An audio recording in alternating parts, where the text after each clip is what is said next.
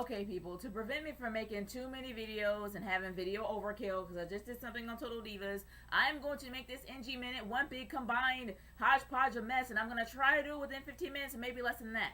So let's get started with TNA.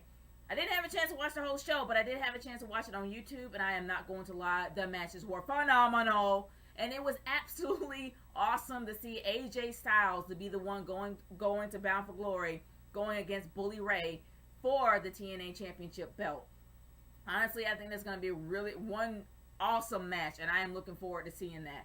The matches, the semifinal matches for the Bound for Glory series was absolutely wonderful to watch. I absolutely loved Austin Aries' match against AJ Styles. I thought it was absolutely phenomenal, as well as seeing Bobby Roode versus Magnus in their match.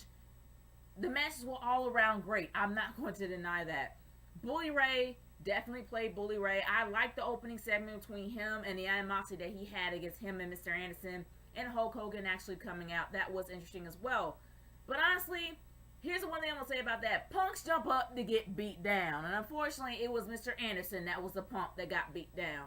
And I would rather actually see him being champ. But it was a given that he's not going to be champ because the championship is going to go to AJ Styles at Bound for Glory. It's a given. It's going to happen. But they absolutely showed that the Knockouts title is going to be going up. Is going to be up for grabs on TNA on Thursday, and I'm actually looking forward to that. Seeing Mickie James going against ODB. I doubt ODB is going to win. It'll be interesting to see ODB as champ, but I don't see it happening because Mickie James is practically the best heel that I've ever seen, the best heel champion I've ever seen in a while. So I think she's going to hold it belt for a while. That's just me. But honestly, guys, I will have to say that actually seeing that, it used to be a pay-per-view, seeing that actually on live TV, actually on free TV, was a pretty refreshing thing to see, and they actually did bring it. And seeing how that Tito Ortiz is now gone because they didn't want to jeopardize him because he had a match going on against him and Rampage, I think maybe in a few weeks, made sense, but then it made absolutely no sense to have them in the storyline altogether when they had a title, when they had a match coming up on pay-per-view. So honestly, it was just dumb on their part to even have them in the storyline to begin with. But now done with TNA, let's move on to WWE. I will say about this, they did absolutely nothing for Night of Champions. Nothing. Nothing at all to promote Night of Champions. And not only that, Night of Champions is supposed to be the championship pay-per-view that puts all the championship titles up for grabs. But we don't have a U.S. title match at all. No U.S. title match at all. Well, actually, we do have a U.S. title match. We just don't have an IC championship match. That's one thing that absolutely confuses me. How come all the titles aren't up for grabs? How come we have Curtis Axel in a match with CM Punk and Night of Champions and not for the title? It's just about Paul Heyman and CM Punk. Yeah. But I will say this. The two best segments that I like, it was nice seeing Santino coming back out there again, but it was bad how Santino actually beat the Money in the Bank briefcase holder, Damian Sandow. Yeah, that really wasn't all that great. But I absolutely laughed so hard I nearly fell off the bed watching The Miz going up there in a dance-off with him, the Great Khali, Sandow, and R-Truth. I thought it was hilarious. I absolutely loved it. But I'm going to say this. I wish twerking will die a slow death. No more twerking. Thank you, Miley, for bringing something back that's already been around for the last 20 some odd years, with every stripper knowing exactly how to do it and doing it better than you. And unfortunately, you brought something back to make it so horrible to where everybody and their mama's doing it. Seriously. Hashtag twerking must die. Seriously, let's trend that, please. Can we trend that, please? But anyway, moving on from there. I am not going to lie. The final segment of the night with the cutting edge, with Daniel Bryan and Randy Orton, pretty much having a nice segment there. I love the camaraderie. I mean, I love the tension between the two. I think it's going to be a really great match in Night of Champions because of everything building up to there. But we all know what's going to happen from there.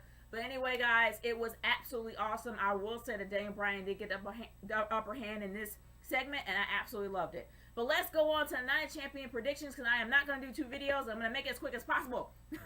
So let's get started with the U.S. title, Dean Ambrose, U.S. Championship with Dean Ambrose versus Dolph Ziggler. I don't really see this absolutely being a great thing for Dolph.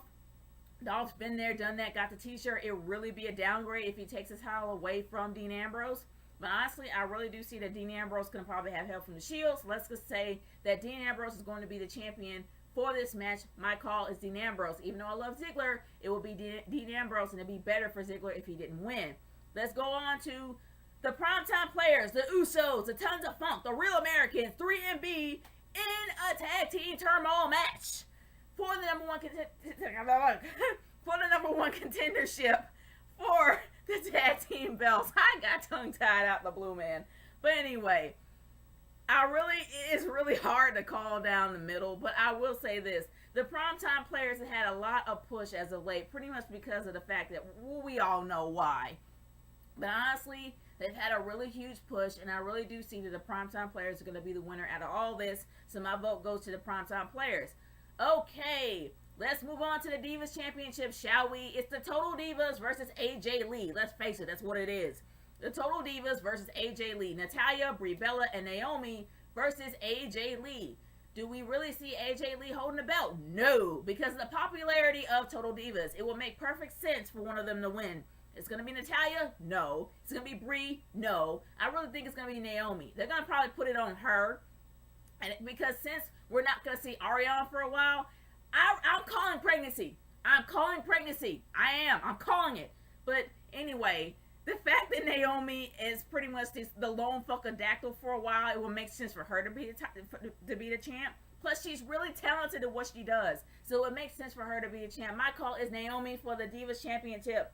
Moving on to the World Heavyweight Championship that nobody really cares about because unfortunately it's being eclipsed by the WWE title. Sad. But anyway, Alberto Del Rio versus Rob Van Dam. Unfortunately, his sidekick is not going to be in his corner because he got the crap beat out of him tonight. But I will say this. I absolutely love the fact that the guy knows how to fight. It's a sad point in his career to where he's a constant punching bag night after night after night when we all know he's a great luchador. But unfortunately, he got beat up, so he's not going to be in RVD's corner. But do I call RVD getting the heavyweight title? I don't know. I'm really hoping it's not Del Rio, because Del Rio is the most boring champion ever in the history of championships. He's more boring than JBL. So honestly, I really hope that Rob Van Dam wins, because that dude is just straight up boring. But let's move on to the main event of the night. My main event, in my humble opinion. CM Punk versus the Intercontinental Champion Curtis Axel and Paul Heyman in a handicap elimination match. It's all about Paul Heyman and CM Punk. So do you really feel that he's not going to get his comeuppance? He is. He's going to get a satisfaction of beating the ever-loving crap out of Paul Heyman. So CM Punk for the win altogether without any title changing hands. But let's move on to the supposed main event of the night, which pretty much has had a lot built up to this point. This is the WWE Championship up for grabs with Randy Orton versus Daniel Bryan for the title.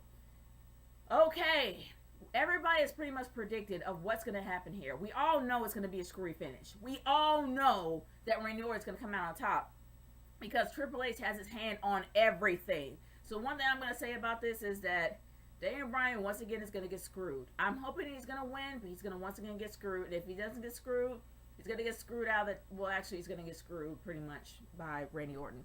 But there you go, guys. Those are my predictions. That is my NG Minutes. Thank you guys so much for watching, and I am going to leave now. Peace out. Later.